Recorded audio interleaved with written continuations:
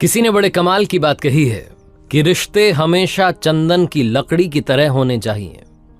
टुकड़े चाहे 1000 हो जाएं, मगर सुगंध नहीं जानी चाहिए। हाय गाइस, मेरा नाम है आरजे कार्तिक। एक छोटी सी कहानी। ये कहानी एक वकील साहब ने सुनाई। वकील साहब कहते हैं कि एक दिन अपने चैम्बर में बैठा हुआ था, एक आदमी दनदनाता सा अंदर घुस आया। बड़े गुस्से में था, सफेद कपड़े पहने थे लेकिन मिट्टी सनी हुई थी, चेहरा धूप में काला हो चुका था, परेशान था, गुस्से में था, कागजों का बंडल हाथ में था। सारे कागज, सारे पेपर्स ला करके मेरी टेबल पर पटक दिए और गुस्से में कहा कि वकील साहब, मुझे एक फ्लैट पर स्टे चाहिए, आप स्टे लगवा दीजिए। कितना खर्चा लगेगा, कितने पेपर्स चाहिएंगे, मुझे बताओ। मैंने कहा भाई साहब बैठिए बैठिए। एसी को मैंने सेट किया, अच्छा टेम्परेचर कर दिया ताकि ठंडक पहुंच जाए।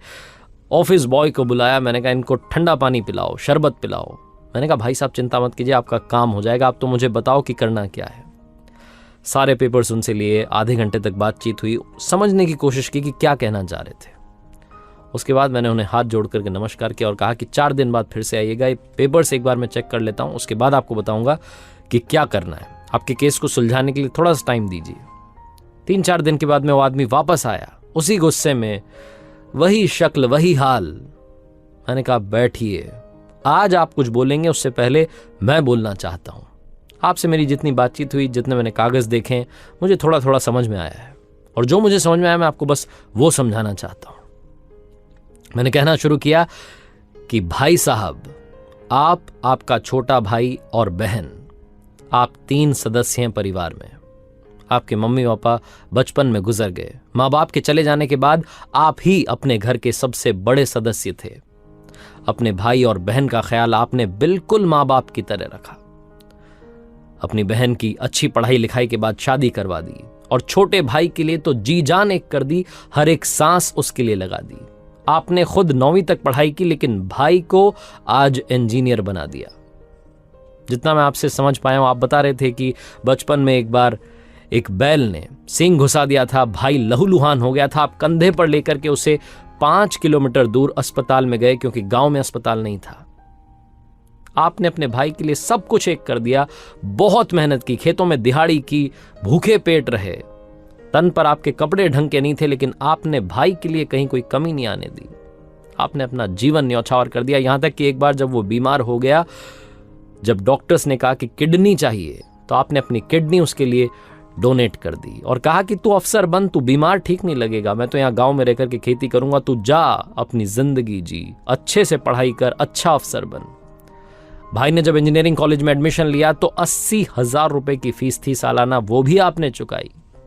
मास्टर्स करवाने के लिए उसे और अच्छे जगह पर यूनिवर्सिटी में एडमिशन करवाया। उसके लिए जो कुछ बन सकता था, लड्डू आप लेकर के जाते थे, त्योहार पर मिठाई लेकर के जाते थे। भाई के लिए कभी कोई कमी नहीं आने दी।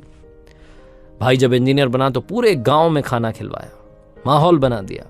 भाई ने कहा कि मुझे इंजीनियरिंग कॉलेज में एक लड़की पसंद आई थी, भाई साहब मेरी शादी करवा दो। आपने उसकी शादी करवा दी धूमधाम से। लेकिन वहां से किस्सा बदल गया, भाई बदल गया। भाई ने घर आना जाना बंद कर दिया, पैसे भेजना बंद कर दिया, कहा कि शहर में बहुत खर्चा है भाई, तुम नहीं समझोगे। और अभी हाल ही में उसने एक फ्लैट ले लिया है।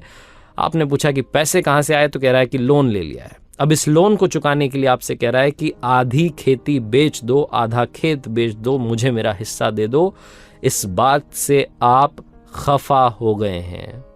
आप कह रहे हैं कि मेरी जिंदगी में ये हिस्सा नाम का शब्द तो आया ही नहीं था। अब आप इसी गुस्से में अपने छोटे भाई के फ्लैट पर स्टे लगवाना चाहते हैं। सही कह रहा हूं ना? जब वकील साहब ने कहा तो सामने जो भाई साहब बैठे थे उन्होंने कहा बिल्कुल सही कह रहे हैं।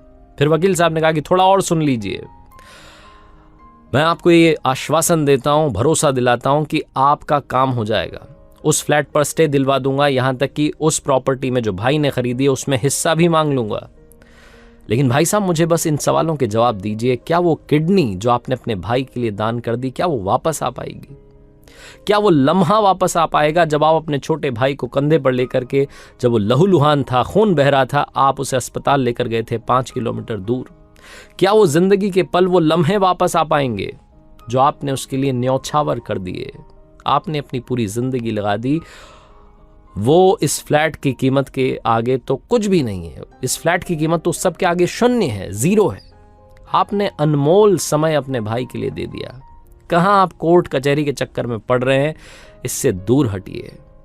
आपके भाई ने जो किया उसे भूल जाइए। वो गलत रास्ते पर चला गया, लेकिन आप उस रास्ते पर मत जाइए। आपका भाई सोच से भिखारी निकला, लेकिन आप दिलदार थे, दिलदार रहिए। अपना हाथ आपने ऊपर रखा है, ऊपर रखिए।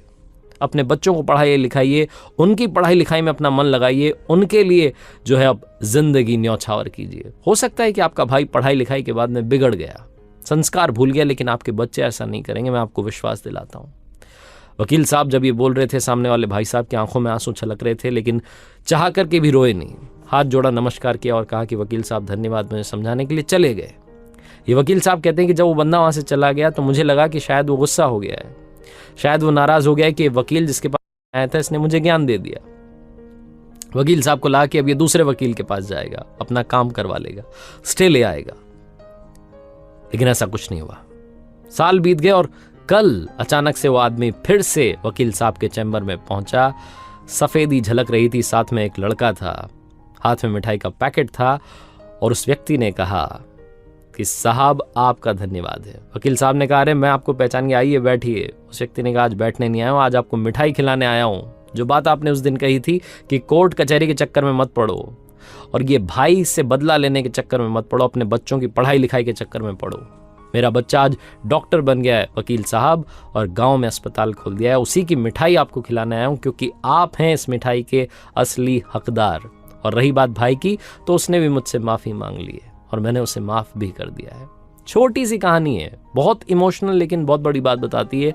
लाइफ में गुस्सा सब कुछ बर्बाद कर सकता है, और उसी गुस्से को अगर आप सही डायरेक्शन में मोड़ दें तो आप अपनी और अपनों की जिंदगी संवार सकते हैं। अगर उसी गुस्से में वो बदले की भावना से काम करता तो व्यक्ति बर्बाद हो जाता, उसका परिवार बर्बाद हो जाता, जिंदगी भर उसी आग में जल रहा होता। लेकिन उसने अपने गुस्से को एक ऐसे डायरेक्शन में मोड़ा जहां अपने बच्चों की जिंदगी संवारने का मौका उसके पास था। याद रखिएगा, जिंदगी में गुस्से को सही दिशा में मोड़ना बहुत जरूरी है। आरजे कार्तिक बस ये कहता है, हमेशा ऊपर वाले के आशीर्वाद के साथ, अपनों के प्यार के साथ, अपनी मेहनत के साथ कर दिखाओ कुछ ऐसा कि दुनिया करना चाहे आपके जैसा।